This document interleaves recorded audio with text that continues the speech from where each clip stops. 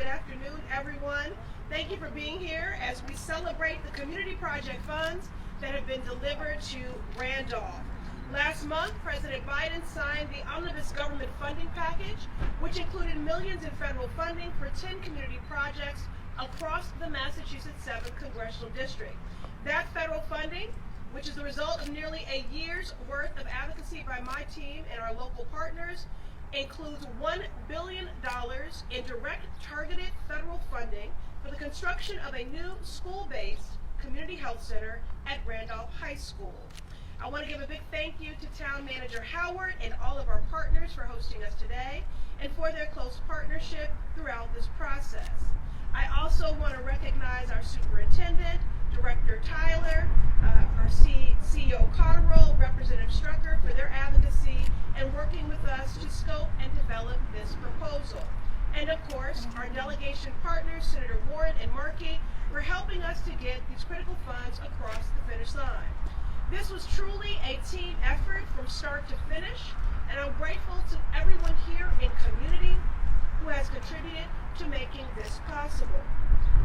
Today we celebrate $1 million in direct federal dollars that will support the construction of a brand new, state-of-the-art community health center at Randolph High School, a project that will help us make strides towards addressing the healthcare shortages we've heard about here in Randolph and move us closer to a more just and equitable pandemic recovery. Because a pandemic recovery that doesn't center the needs of our most vulnerable communities like those here in Randolph is not a pandemic recovery at all. At one point, Randolph had one of the highest COVID-19 infection rates in the country and our Commonwealth. We've heard the stories and news reports about Randolph being one of the hardest hit by COVID-19. We've heard the stories of residents being forced to travel to Boston or elsewhere to access the critical care they should be getting right here in community. As we look ahead, we must ensure that communities like Randolph remain front and center in our recovery efforts. That means ensuring that Randolph students and families have the resources they need, not just to survive this ongoing crisis, but also to thrive. Indeed, our greatest wealth as a Commonwealth is the health of our people. Just moments ago, we heard directly from our partners about how this federal funding will be stewarded, how it will be used to provide accessible, affordable, high-quality healthcare services to Randolph residents, and I can't wait to see it put to good use. Healthcare is a fundamental human right. It is time that our policies and our budgets reflect this truth. I've always said that the best projects are those that are community-driven and government-endorsed, and this project is a strong example of just that. Again, our greatest wealth as a nation is the health of our people, and that's exactly who these investments would support: our people, our families, our communities. Throughout the next few months, my team and I will continue visiting sites across the Massachusetts 7th to spotlight the projects we have been able to secure funding for. So thank you everyone here for contributing to today's success, for your counsel, for your partnership, for your advocacy throughout this process. Those in my district closest to the pain should always be the closest to the power. And I look forward to our continued partnership as we work toward a just recovery that leaves no worker, no family, and no community behind. And now we'll hear from my friend, Randolph Town Manager, Brian Howard.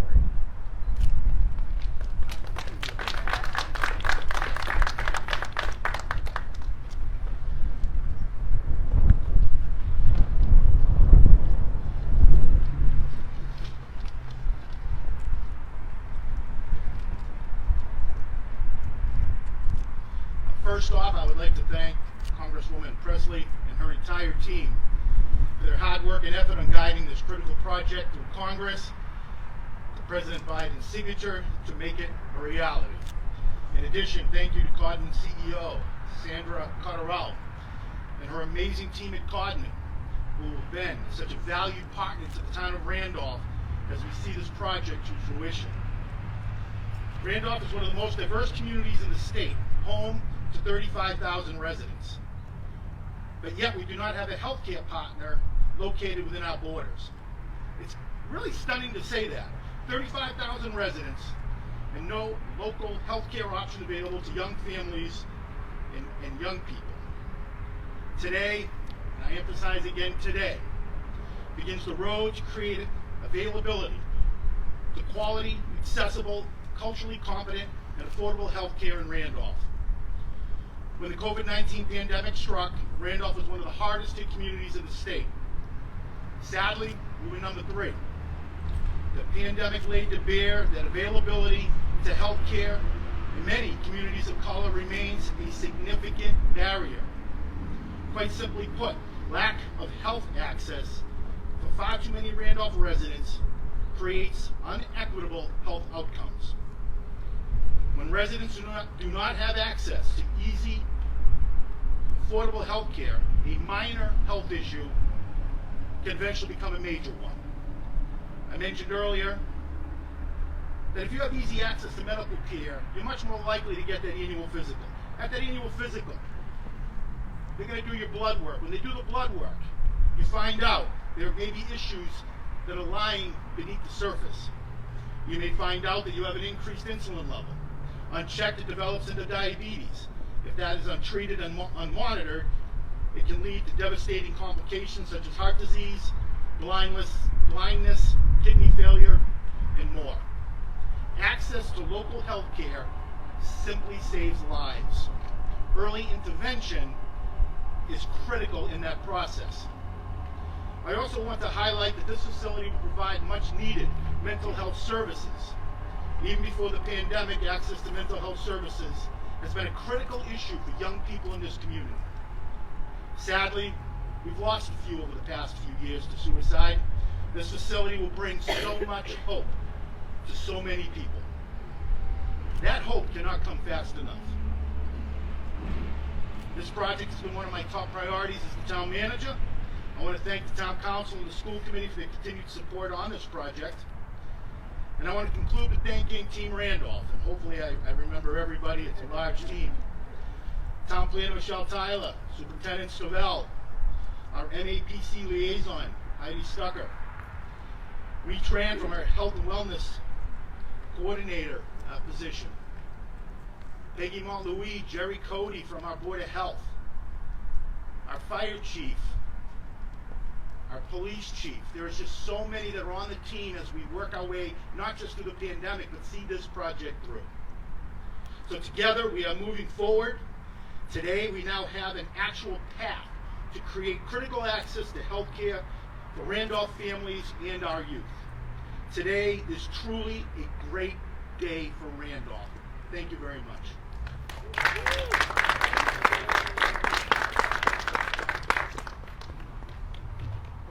Thank you, Town Manager Howard, for your leadership and your partnership. And I want to just also say how much I appreciate your underscoring the access to behavioral and mental health services. It has long been my fear that the second pandemic will be childhood trauma. And so it is so important that our young people have access to these services. And now I want to bring to the podium a personal hero of mine, and that is Superintendent Stovell of Randolph Public Schools to provide some remarks. Thank you, Congresswoman Pressley. I am super excited about this project. I don't need to tell you what it means because everyone else has talked about it in terms of the community of Randolph. I think healthcare is a right for sure, but it brings equity. Health equity is a big, big issue that many of our marginalized communities face. And one of the things that I'm looking forward to when this project comes to fruition at the high school is not just the healthcare, but the collaboration that comes from having health experts in the building that can support our students and our families and our staff, and thinking about how can we provide internships for our kids who are interested in health careers. There's so many opportunities that we can provide. We talked earlier about how our athletes are often leaving the district and losing days of school so that they can get the proper physicals, so that they can participate in sports. So we say no more to that. We talked about how our families who are transitioning into Randolph, who may be coming from other countries and don't have access to quality health care, nor do they have the proper immunizations to be quickly enrolled within our schools. This health care allows us to say no to that as well. So the goal for us is bringing the community together, servicing our kids, whether they're Randolph Public School students or not, into our health center so that kids can begin to see the benefits that research says happens when you have a school-based health center. So we expect to see improved attendance. We expect to see maximum time on instructional learning processes. We expect to see families more engaged in what's happening with their children. We definitely expect to see improved mental health services for our students. So I am super excited.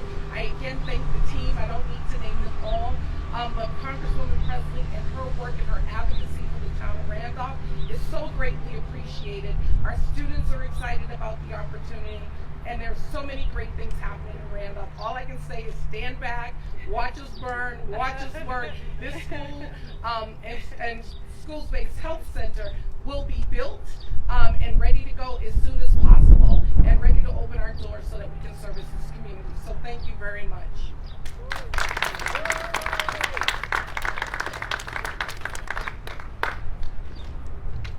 Thank you so much, Superintendent. And I know that we were going over some data, some statistics earlier, and I think the number was some 4,500 Randolph residents currently receive their care in the Common Square Health Center. I'm very proud to say that when I was a Dorchester resident, my family and I now call Hyde Park our home, and they were my health care provider. I want to bring another shero of mine, and that is the CEO of the Common Square Community Health Center, Sandra Cotterill, to the mic to offer brief remarks.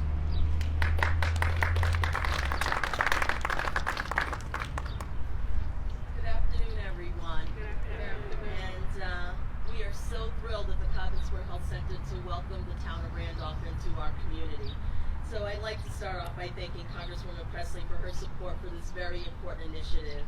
And a special thanks to the Randolph team for their commitment from the very beginning, many of whom have already made opening remarks. But town manager Brian Howard, Michelle Tyler, Thea Stabell, Health Department Director Gerard Cody, and Heidi Zucker. They have been with us from the beginning, and I'll never forget the day that I picked up the phone call to make a call to Heidi to say, we are really interested in partnering with you on a school-based health center. Will you be part of that? And we've been working on this, and their commitment to this has not stopped. And we are so excited that today is a day of celebration. I also want to acknowledge the Common Square Health Center's board for their strategic vision and their financial support in bringing the Common Square Health Center services to the town of Randolph. The school-based health center will be located in Randolph High, and it will serve not only as a resource for the high school, but also for students who are served at all of the schools in the Randolph area, including the pre-K programs. Our target audience are folks anywhere between the ages of 3 and 24 and their families. And as you've heard, we're looking to provide all the services that are needed, specifically childhood vaccinations, including flu and COVID, basic annual child's wellness exams, physicals for sports.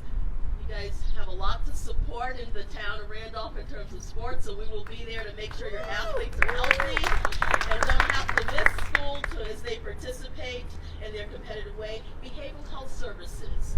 We will offer those not only in person, but we'll also provide telehealth options to improve access. And those are just a few of the services that we will be able to offer. But we'll also be able to work with families to offer referrals for medical specialty and social services and more. And we'll work closely with school nurses, the personnel, and our youth, our school leaders to ensure that we continue to meet the needs of the students in our target population. The Common Square Health Center has over 20 years experience and school-based health services, and we have over 40 years experience as a community health center that currently serves as a medical home for many Randolph residents. As time grows, we are looking forward to adding additional staff, but more importantly, we really want to support the town with their long-term goal of having a full-service community health center. Once again, I want to thank Congresswoman Pressley for her support in the town of Randolph for their commitment to partner with the Cobbin Square Health Center to make this happen. Thank you.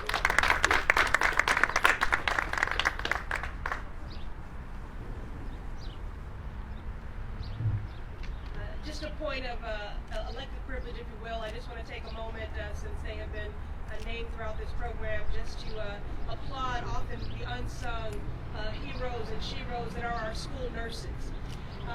You know, I was one of those kids for whom I was a frequent flyer. I lived in the school nurse's office, and it was not because there was anything physically wrong with me. It was because there were a lot of destabilizing factors in my household and in my community, and it was one of the places where I felt safe and seen. And I just wanted to take a moment just to applaud our school nurses.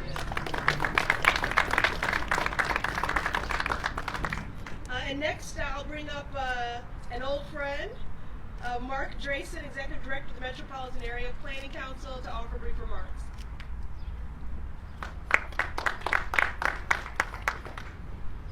Good afternoon, everyone. And thank you, Congresswoman Pressley. This is a great day. Thankfully, the weather has cooperated. It's consistent with our joy today. We've been through a difficult time, but I want to thank not only the Congresswoman, I want to thank the members of her team. I know that for anything that gets through Congress, there's an awful lot of staff work that goes into that effort. I want to thank Manager Howard and all the elected and appointed officials from the town of Randolph, with whom we at MAPC have had a close relationship, not only on so many issues, but particularly during the COVID pandemic, to try and help this community to confront the issues that it faced during the pandemic. And I want to congratulate and thank a good friend and colleague of mine, Heidi Stucker, whose name has been mentioned before. Heidi has been given a number of titles and different pronunciations of her name today, but she is at MAPC the Assistant Director of our Public Health Department. As a regional planning agency, we do lots of land use stuff. That's expected. We do housing, we do economic development, we do transportation, we do environmental protection, but we are extremely proud of the fact that going back well before COVID, we are one of the few regional planning agencies in America with a full-fledged public health department focused on keeping the people of this region safe and healthy and able, therefore, to achieve their full potential. There has been a lot of talk during COVID about the fact that you have worse outcomes if you have pre-existing conditions. And that's true. But pre-existing conditions are not only diabetes, not only heart disease, not only asthma. Having a high number of uninsured and underinsured individuals in your community is a pre-existing condition. Not having a community health center in a community of 35,000 people is a pre-existing condition. Yes. Having circumstances where you do not have adequate access to doctors or nurses is a pre-existing condition. And if you are a single mom with 3 kids and 2 jobs and you don't have the hours to get your kids the health care they need or the vaccines they need, that is a pre-existing condition. And going forward from COVID, of course we know the pandemic is not completely over yet, but going into the future we have to make sure that we spend just as much time and money and effort on those pre-existing social and political conditions that distribute health care and health inequitably throughout our region. And we at MAPC are going to continue to work with the town, with the Congresswoman's office, and with all of our allies to address those issues as we move forward into the future. Thank you all so much. Thank you. Thank you, Mark, for those impassioned remarks. And now I would like to invite up to the podium our young people to say a few words. They're really who this is all about. Chris and Hannah, they are both athletes, living vicariously through them for their athleticism. The only sport I play these days is politics, and it's often a full-on contact. But also I commend them for their commitment to their studies and for their scholarship as well. And so we want to hear from Hannah Paul, a student at Randolph High, and if you'll join us at the mic. And then Chris, if you would like to, we'd love to hear from you as well. Hear who this is all about, hear who this is for.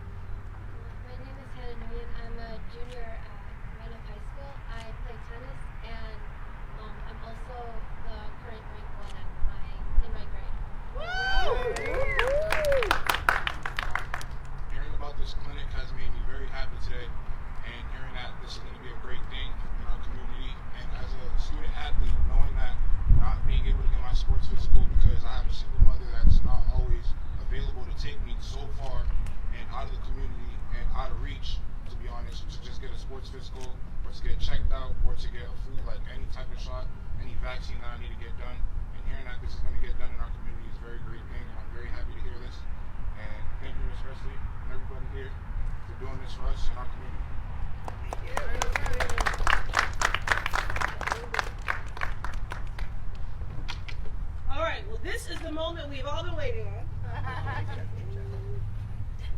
It's real.